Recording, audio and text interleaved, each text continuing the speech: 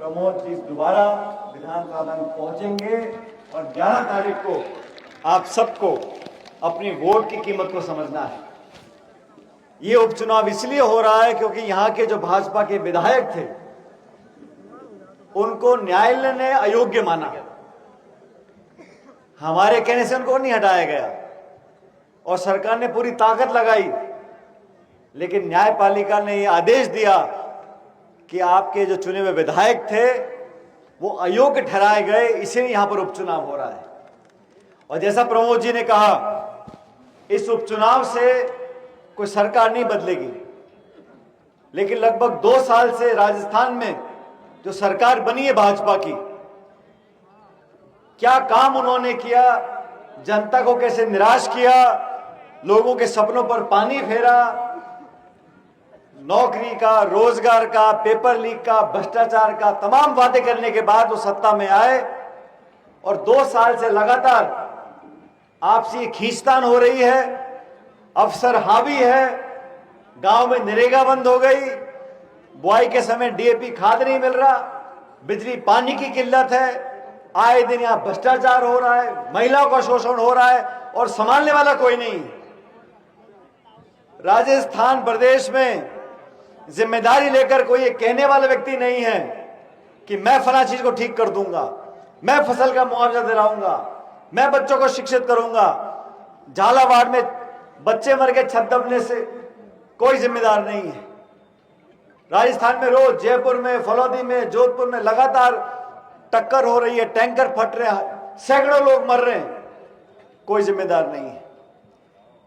ग्रामीण क्षेत्र में निर्माण ठप पड़ा है, कोई जिम्मेदार नहीं है। लेकिन ये उपचुनाव इसलिए महत्वपूर्ण है कि यहां से जो संदेश जाएगा पूरे प्रदेश और देश के अंदर, वो संदेश दुनिया जानना चाहती है। हमारे यहां पर चुनाव जब हुआ अंता में, तो बीजेपी के उम्मीदवार कौन होगा, ये बहुत देर तक खिंचाव चलता रहा। कोई यहां से खींचे, कोई वहां से खींचे, ले दे के अब क्या मोरपाल जी उनका मोरपाल जी को हाँ उतार दिया है। कोई खुश है, कोई ना खुश है, कोई किसी का मुंडा सूझ रहा है, कोई भाग गया, कोई आ नहीं रहा। मुख्यमंत्री भी मन मार के यहां पे आ रहे हैं कल, लेकिन बात बीजेपी की नहीं है, बात इस प्रदेश के क्षेत्र की जनता की है। और मैं दावे से कह सकता हूं, पिछले 20-25 सालों में जितना भी विकास इस क्षेत्र का हुआ वो कांग्रेस के कार्यकाल में हुआ। जब कांग्रेस के यहां से विधायक चुनकर जाता है, सरकार हमारी बनती है, तब यहां पर काम होता है।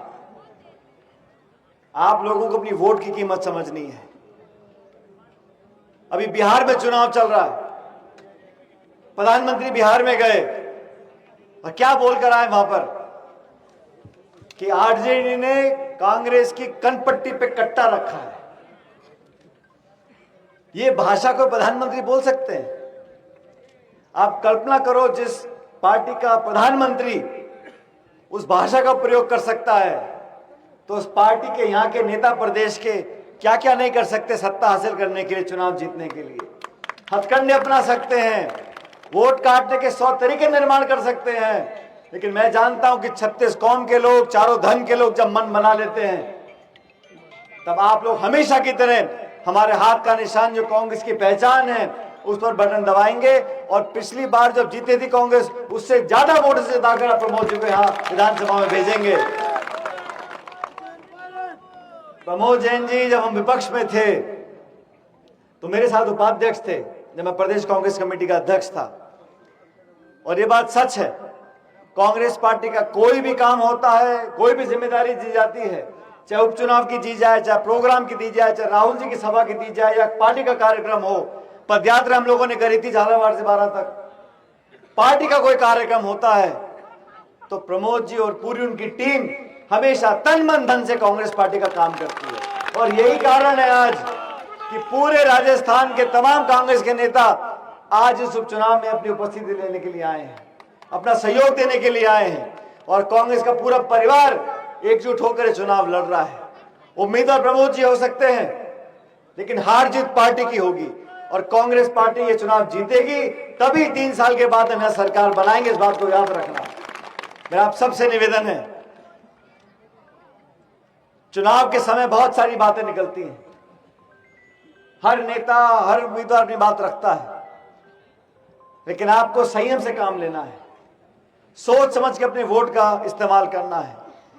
और यही बात राहुल गांधी जी हमेशा बोलते हैं कि विनम्रता प्यार मोहब्बत से उन्होंने यात्रा निकाली 4000 किलोमीटर की, केरला से कश्मीर तक भारत को जोड़ने की। उसी रास्ते पर कांग्रेस पार्टी को चलना है कि सबको साथ लेकर चलें।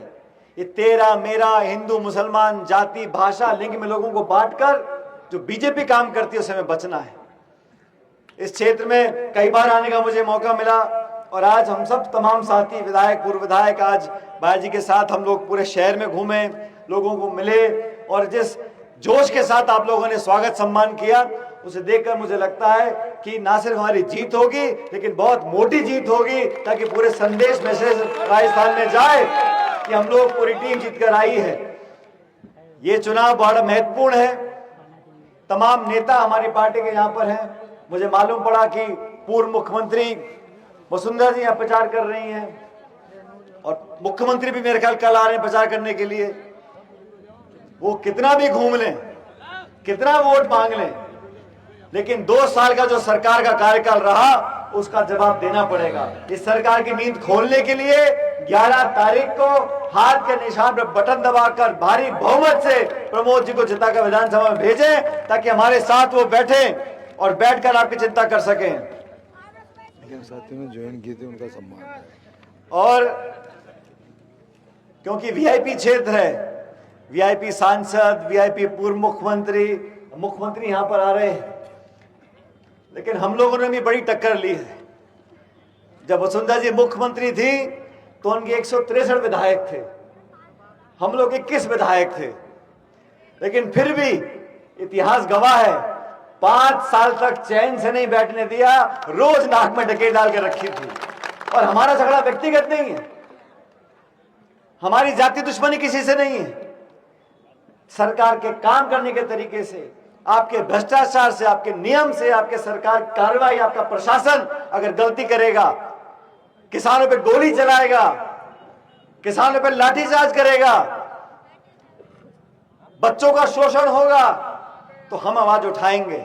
आज हम फिर विपक्ष में हैं और फिर बताना चाहता हूं, पूरी कांग्रेस पार्टी, पूरा परिवार एकजुटता से खड़ा है। इस चुनाव के माध्यम से पूरी पार्टी की एकता आपके सामने आ गई है और ये चुनाव जीतने के बाद अगला लक्ष्य 2028 का है, वहां पर भी 2/3 बहुमत लेकर सरकार बनाएंगे ताकि प्रदेश के लोगों की हम सेवा कर सकें।